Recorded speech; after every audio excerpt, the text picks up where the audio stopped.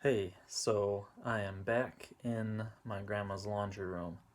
Since it's still a nice day out, I have decided I don't need a halo after all. So the lights are off in this room, and instead we're going all natural. So, a few things that I wanted to make this video for is basically to say a few things before you watch the videos uh, by Matt Katz through the ceramic materials workshop uh, learning website. So some of this is going to be about just info that I want you to know before the videos start, because they're things that I may have mentioned but didn't actually talk about in class. And some of that you kind of need to have that foundation before you can build off of it. So besides that, I also want to talk about what the heck this coming week is going to be like. So I'm thinking for the next 2 weeks of dealing with glaze as a topic for this class.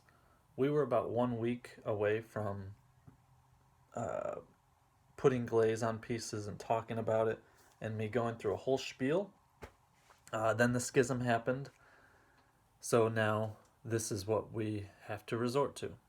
Now, this is a good and a bad thing. It's bad because you don't get to experience it firsthand. Uh, it's great because, in a way, you get to see these videos that are made by a guy who's kind of the top in this field right now in terms of glaze chemistry. Uh, so it's really awesome that we have access to it, and he knows a lot more than me. Um, I won't sell myself short. I think I know plenty, but he knows plenty more. Uh, so that's awesome. So in a way, you'll get less information because you're not doing anything with glazes, and in other ways, you'll get more because uh, I've now watched all the videos on that website, um, and I learned a few things. So uh, I know there are things that you'll hear that I never would have mentioned them. So that's awesome, and it's bad. But how we're going to move forward for the next couple weeks. So basically, I'm going to ask you to watch this video already. You're a few minutes in, and I'm also going to ask you to watch 4 videos from Ceramic Materials Workshop. Um, and basically, I'm asking you to take notes on these and upload them onto a discussion board on Blackboard. Uh, a quick disclaimer, I am not going to give you a grade on how good or bad your notes are. But, I had this epiphany the other day. I was like, I'm going to make them take notes, upload those notes to a Blackboard discussion board, and then I'm going to make a quiz based on the notes that the individual people take. So that's what we're going to do. You're going to take notes, you're going to upload them onto the discussion board, and uh, and I'm going to read all of them, and I'm going to figure out what kind of things you guys are pulling from the videos, and I'm going to um, make a quiz based on that. Now, it's good and bad. It's good because it ensures that I'm not going to give you a question on something that you had no idea was important. It's bad because if person A takes really bad notes and person B takes really good notes, person A's got to work a lot harder to learn the information. So, since it's on a discussion board, we will all have access to each other's notes, and therefore, we will kind of, in a way, be teaching each other what the quiz is going to be over. So, that's great. And there are also things that I might find very important and you guys might not. So, this kind of ensures that I'm like, they need to know about quartz inversion, um, which is not a topic I don't think in these first 4 videos. Uh, but I'm going to make sure that you're not going to get quizzed on something that you're like, what the heck is he talking about? So, in this way, it's all fair game. It's all been in the videos, it's all been in the notes. that's what I'm going to make the quiz based off of. So if it's there, it's not like it's totally new information, because a lot of times people have that feeling where they're like, he lectured on and on about this and then tested me about something else. I'm only going to make the quiz based on your guys' notes. So, the first time I've ever done this. It's kind of exciting. So the basic idea is by Friday, which is, let's see, did I write it down? I didn't write it down. Friday, that might be like the 7th. I'm going to have to correct this in editing. But that Friday, so in like 5 days from the time that I post this, I'm going to ask everyone to have their notes uploaded. And then by that following Monday, we're going to do a quiz. I'm doing it on Monday just because that's when the class would have taken place. So theoretically, you might be able to be present. I'm going to try to make that a nice giant window, like a whole day window. But that's my current plan. Let's see. And also with notes, just keep in mind, all these videos are going to be between 20 minutes and 50 minutes. So don't try to write down every single thing Katz says or what I say. Instead, try to pull the important information out. We're all at different levels, but I have seen people who are very bad note takers. I've seen people who are very good note takers. Length doesn't mean everything. It's far more about content. So, keep that in mind. And also, because the videos are between 20 and 50 minutes long, don't try to do it all in one day. Just yesterday, I tried to watch these 4 videos just to have a refresher, because I watched them for the first time like a week and a half ago, 2 weeks ago, something like that. And I didn't have the time or the patience to watch 4 of them in a row. It ends up being like 3 hours or something. So split them up. Watch 1 a day, easy peasy. That's my best advice. So that's kind of the game plan for this coming week. And I might do the same thing for next week, but for right now, coming week, that's the game plan. Take notes and upload them by Friday. Take a quiz on Monday, and that quiz will be based off of what you guys say. So if only one person says something, even if I think it's important, I probably won't put it on the quiz. Now, if 6 people say it, hey, half people thought it was important. I break that tiebreaker. I'm number 7. So that's kind of the idea for this coming week. All right, so a few things that I want to kind of say out loud before we get into Katz's videos. So if we think about firing is basically the idea of heating something up to change it chemically. You've probably heard me mention temperatures in Fahrenheit. You'll hear Katz talk about temperatures in Celsius.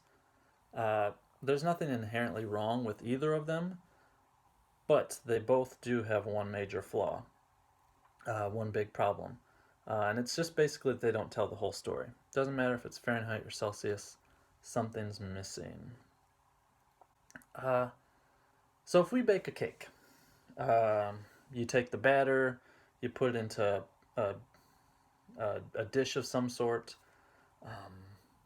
you put it into an oven that's at a certain temperature. It's probably around like 350, 360, I don't know. I don't bake that often, but I know it's around there. So you put it in the oven, but for how long? If you put it in there for 8 minutes, that's going to be a very different cake than if you put it in there for 40 minutes. And that will be a very different cake than if you put it in there for 8 hours. You could make those 3 cakes. If you want to pause the video and do that right now, by all means, make those 3 cakes. I think I said 8 minutes, 40 minutes, and 8 hours. Go for it. It'll be great. But I'm sure without baking the cakes, you can see the problem in that. It's not just that we are exposing the cake the batter to a certain temperature. Um, Time is a huge component of that. It takes time for that heat to penetrate into the mass of the batter. It takes time for those things to happen. Um, in the case of cake baking, I don't know all the chemical reactions, but there's got to be something going on with baking soda and all sorts of stuff.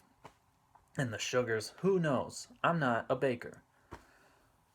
So, so if we think about that, heat and time, the same thing happens in the kiln, and generally we call that heat work. So how much heat work is being put onto the piece? Um, we're not just thinking about temperature. It's temperature for how long. Uh, so how do we measure that heat work? The heat over time. We do have basically a high temperature thermometer uh, that we could have in the kiln. Usually you'll hear the words pyrometer and thermocouple um, used interchangeably. They are different, but most people use them interchangeably uh, because most people don't know the difference. It's fine. They're almost always used together, so just think of them as one thing for now. Uh, but if I stick a thermometer into a kiln, it will tell the temperature of the air in that one place. That doesn't really do me that much. Well, doesn't do me much good. Because one, I don't really care about the temperature of the air. And two, that doesn't necessarily tell the whole story. What if the temperature is climbing? What if it's going down? What if it's doing a roller coaster thing? All those possibilities I've seen happen in kilns. Some kilns are actually kind of dependent on that roller coaster, so it's not anything too crazy to say, this is not a very good tool to tell the whole story. So if you're like creative, maybe you'll be watching the pyrometer, and as soon as it gets to the right temperature, you'll start a stopwatch, and you'll just wait, because time and temperature, I'm doing it. That still doesn't necessarily tell the whole story for the same thing. If it's climbing, if it's going down.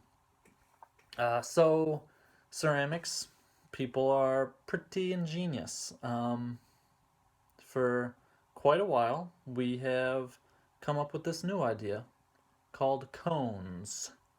Uh, so specifically pyrometric cones. They are literally tiny, very tall pyramids that stick straight up. Well, not straight up, but very close to straight up. And throughout the firing, they melt.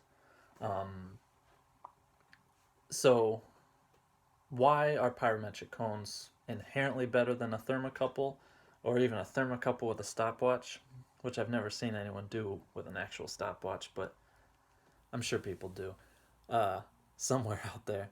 But why that's inherently better is because we are concerned with the heat and the time acting on ceramic objects, something that is dense and solid and made out of minerals. Uh, the pyrometer, what does that read? It reads the temperature of the air. Air can go up and down a lot faster than the pottery itself, the ceramic art. Uh, so, if you stick something that is made out of the same materials as the art, theoretically it's being acted on by heat and time in the exact same way. Um, so, in that sense, pyrometric cones are just superior. Um, as those things slump or as they melt, if we have the temperatures of our glazes and our clay and those cones correct, then if that thing is melting, then we theoretically know that our glazes are melting. Um, and that's when it's super important, because if a glaze isn't fully melt, frankly, it sucks. It might be visually interesting, but as a glaze, it'll be very bad. You'll hear cats talk a lot about that. Um, if you overfire it, it'll be runny as heck and be all over art and stuff. I'm not gonna go too in depth, but that's the general idea of heat work and why we use pyrometric cones. One other quick thing about cones, I may have mentioned it. You can kind of think of cones as a number line.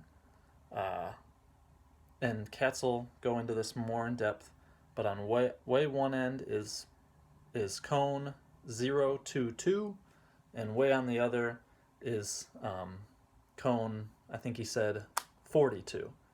I didn't know they went all the way up to 40s. I thought they stopped around 20. Who knew? The reason I thought they stopped around 20 is because I've never seen one in real life that was higher than 14. But basically, you can think of it as a number line. Now, you may have noticed I said cone 022. Because it's kind of like a number line, you can think of that 0 kind of like a negative sign. So cone 06 is colder, it's lower than cone 6. There's quite a few cones that the only main difference is that word O. So it's really important that you kind of understand that cone 06 is a pretty common temperature, cone 6 is a very common temperature. So if you say, oh yeah, I'm firing this to 06, it doesn't sound that much different than if, oh yeah, I'm firing this to cone 6. That long O sound can be the death of you. And it's just very important because if you put a glaze that's supposed to melt around cone 06 and you fire it to cone 6, it'll melt everywhere and it'll get on shelves and it'll cause someone a lot of trouble. So that's why it's just super important. For like a year when I first started ceramics, I didn't realize there was a difference in what people were saying when they said 06 and cone 6. So when I figured that out, I was like, what? So keep that in mind, because Matt will talk a lot about cone 10, cone 6, cone 06. Just keep in mind that even if you don't know the numbers that are associated with those in temperature, just know if it has an O, it's going to be colder. If it doesn't have an O, it's going to be a little bit hotter. And you just have to think of it like a number line. So I wanted to mention one more thing. And that's something that Matt Katz talks about in video, I think it's number 4. And it's about things blowing up in the kiln. Explosions happen. And if I think of the word explosion, it sounds very dramatic. It sounds like an action movie, fire, someone flying through the air. If you can believe it, that's not what happens in the kiln. So explosion is a little bit maybe hyperbole, but it's the term everyone uses. So if it's not a giant action movie explosion, I could think of, well, let's see, if I drop a piece of pottery right now, it might crash and be, like a glass. In most cases, an explosion will not sound like that either.